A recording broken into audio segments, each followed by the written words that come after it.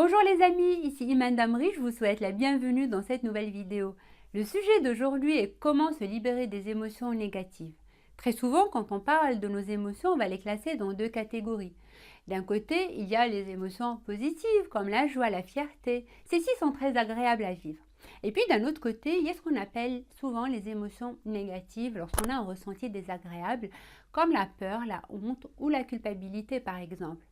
Alors tout d'abord, il faut savoir une chose, une émotion dans l'absolu n'est ni positive ni négative. Une émotion, c'est neutre. En réalité, une émotion est un simple messager qui est très utile, il a un rôle très important parce qu'il est là pour nous transmettre un message dont on a besoin, tout simplement. Maintenant, la manière avec laquelle ce messager se manifeste est le ressenti corporel. Et c'est vrai que ce ressenti peut être désagréable, mais ce n'est pas une raison pour vouloir l'étouffer ou l'ignorer, et de toute façon, vous n'y arriverez pas. Pourquoi? Parce que lorsque vous ignorez le message que votre émotion cherche à vous transmettre, eh bien l'émotion va essayer de vous le dire de manière différente ou encore plus forte. Et là, vous n'avez pas réglé votre problème, vous l'avez juste déplacé ou accentué. Et du coup, le ressenti désagréable du départ est toujours là et il y a de fortes chances qu'il soit encore plus grand. C'est comme ça, par exemple, que la petite tension dans l'épaule va devenir encore plus douloureuse. C'est qu'un exemple, mais ça illustre assez bien la façon avec laquelle ça fonctionne. J'aimerais donc ici vous inviter à changer votre regard sur ce qu'on appelle une émotion négative. Commencez d'abord par remplacer l'appellation émotion négative par émotion désagréable et voyez-la comme un allié.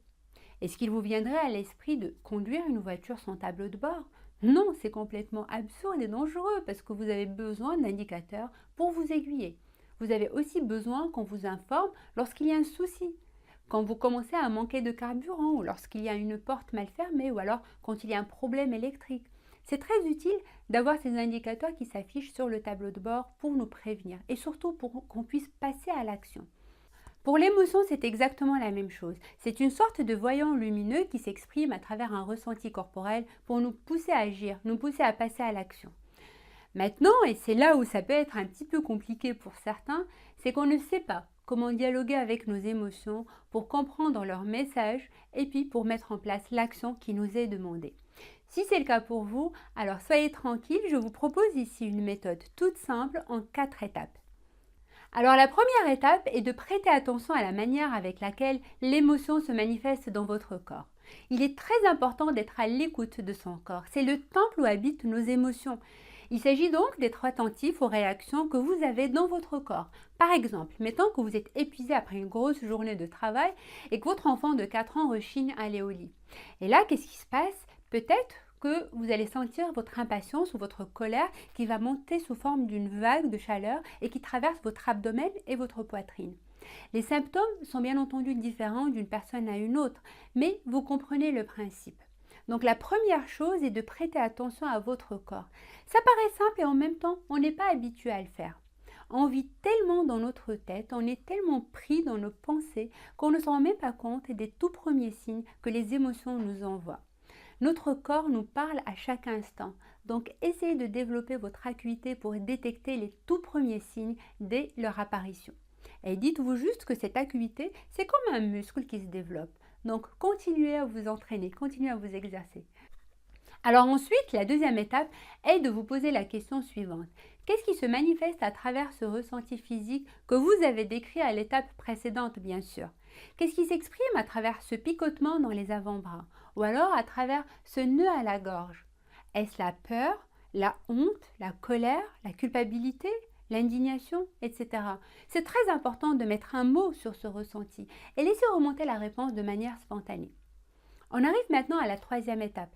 Et là, je vous invite à vous demander quel est le message que ce ressenti veut vous transmettre. Par exemple, un sentiment de honte pour ne pas avoir respecté un engagement vis-à-vis d'un client peut être là pour vous demander de prendre en compte vos contraintes d'agenda en même temps que vous négociez vos délais. Ça peut être aussi une demande pour mieux vous organiser dans votre travail, dans l'objectif de vous améliorer et de respecter vos échéances.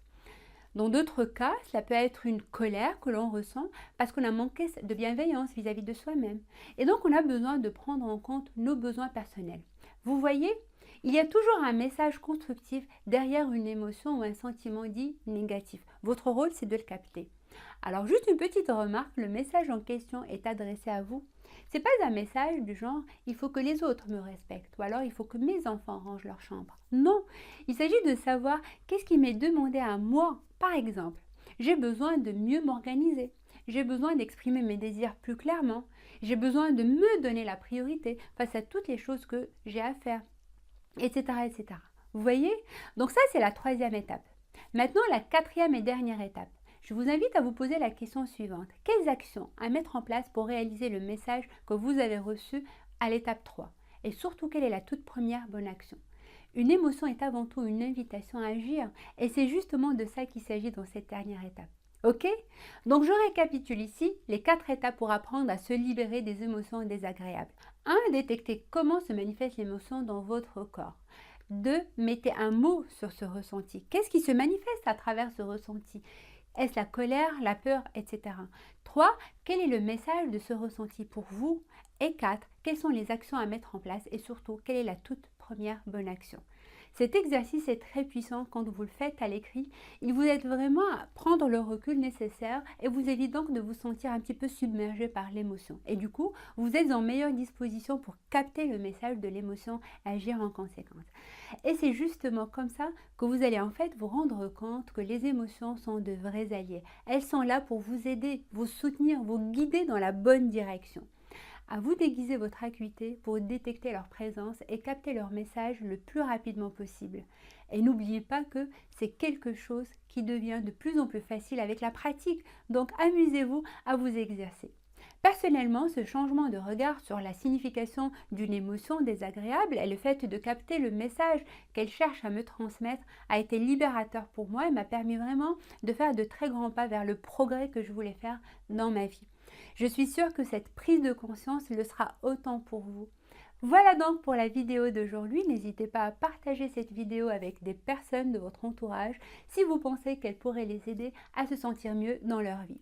Je vous souhaite une très belle réconciliation avec vos émotions et je vous dis à très bientôt avec une nouvelle vidéo. Ciao!